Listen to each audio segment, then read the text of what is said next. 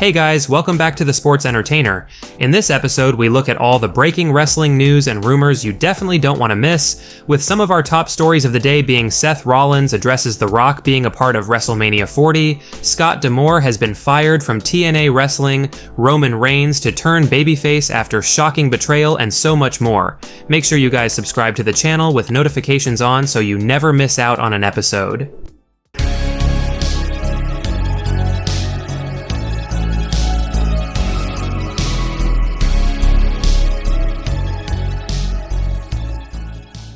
Vince McMahon has no path back to WWE. Now, in a recent Fightful Select Backstage report, it was basically revealed that Vince McMahon is legitimately banned from WWE, and that there is no path for Vince to return to the company, with talent in WWE apparently being told that Vince McMahon has no association with the company anymore whatsoever, with Ringside News reporting the following bit of info on the matter, quote, "While there haven't been any official talent-wide or company meetings addressing the situation, it seems that higher-ups within WWE are eager to distance themselves from McMahon and move forward without him. Some individuals within the talent roster have speculated that McMahon may attempt to work his way back into the company in some capacity, but it has been emphasized to them that Vince McMahon is no longer part of WWE's future plans." Now, this isn't all too surprising, but it's still a bit crazy to think that we may never hear Vince's infamous theme song played in WWE again. Next up, Scott D'Amore fired by TNA Wrestling.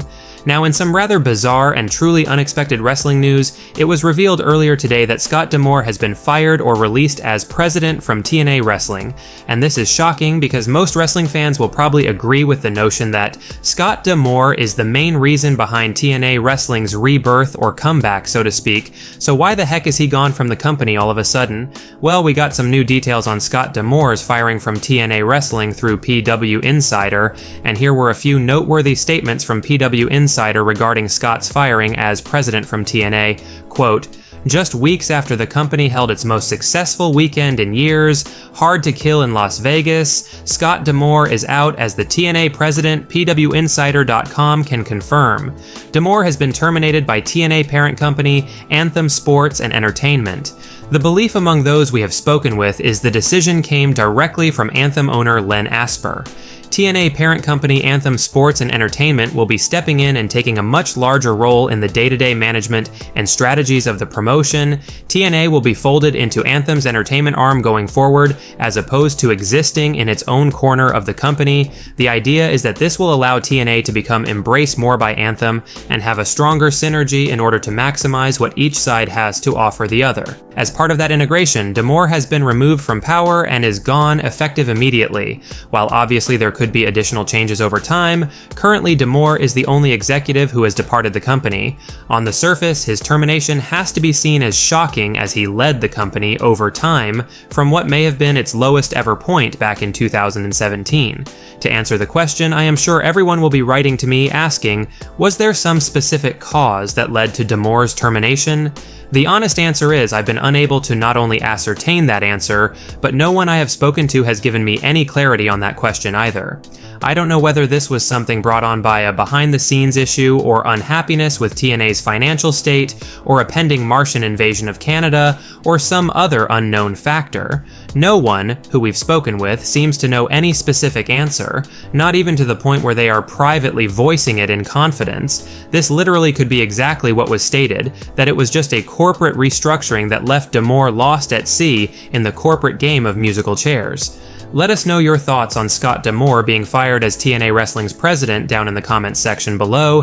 Bad decision, good decision. We want to hear your thoughts on this. Next up, CM Punk on WWE commentary while injured.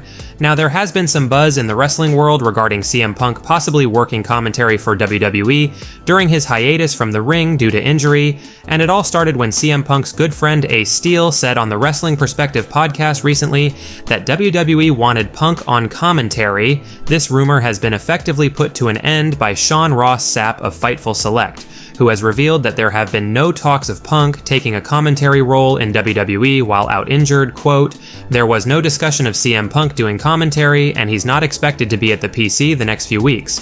We're told the Ace Steel podcast of Punk being planned for upcoming commentary work was simply a suggestion of Steele's.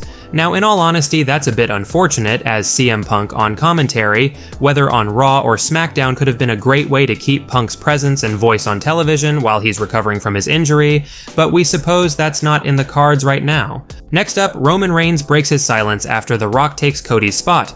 Now, Roman Reigns certainly has been keeping a low profile since The Rock returned on SmackDown last week to seemingly take Cody Rhodes' spot at WrestleMania 40, but the Tribal Chief essentially broke his silence earlier today by responding to a video WWE put out on their Twitter or X page showing Roman Reigns arriving in Las Vegas ahead of the WrestleMania 40 press conference or kickoff event tomorrow, and Reigns responded with, "The only guy that matters, #WrestleMania."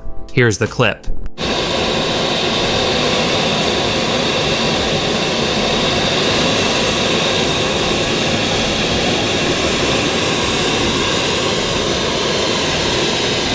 Guy that matters is here now.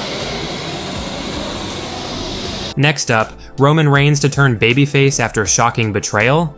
Now, Jim Cornette recently suggested a pretty interesting storyline idea on his podcast recently, one that would see Cody Rhodes dethrone Reigns of the Undisputed Championship so he can finish his story, while at the same time turning Roman Reigns babyface, and things that would need to happen for this scenario to work is for the Reigns-Rock match at Mania to be a non-title match, with the match instead being for the title of Tribal Chief. Cody Rhodes would get involved and stop the rest of the bloodline from interfering in the match, leading to a win for The Rock, who would take the status of the Tribal Chief, and The Rock's first order as Tribal Chief would be basically forbidding Reigns from having the likes of Solo Sikoa and Jimmy Uso by his side, and that only Paul Heyman would be Roman's ally going into SummerSlam, as he's not blood related to Roman. Now that you know the backstory of this storyline idea Cornette has proposed, this is what the wrestling legend said on the matter, quote, "So Roman has only Heyman as an ally over the next 2 or 3 months leading up to SummerSlam, where at that point Cody Rhodes gets his opportunity to finish his story. He's taken away the bloodline, he's taken away the support system, he's taken away all of Roman Reigns' improper advantages, and now he's going to take the title.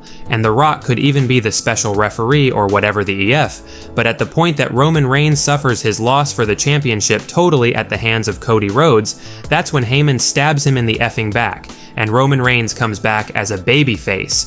Let us know your thoughts on this storyline idea Jim Cornette recently proposed. Does it sound good in your opinion, with Cody finishing his story at SummerSlam, and then Roman Reigns turning babyface after Paul Heyman betrays him? Next up, Seth Rollins addresses The Rock being a part of WrestleMania 40. Now, the World Heavyweight Champ Seth Rollins was interviewed by Good Morning Football, and Seth gave his thoughts on The Rock's involvement with WrestleMania this year, and clearly Rollins doesn't feel WWE needs The Rock whatsoever, although his presence is still appreciated. Quote, "Hey look man, if The Rock wants to jump on the bandwagon, ride my coattails into WrestleMania, that's totally fine with me man, that's fine with me.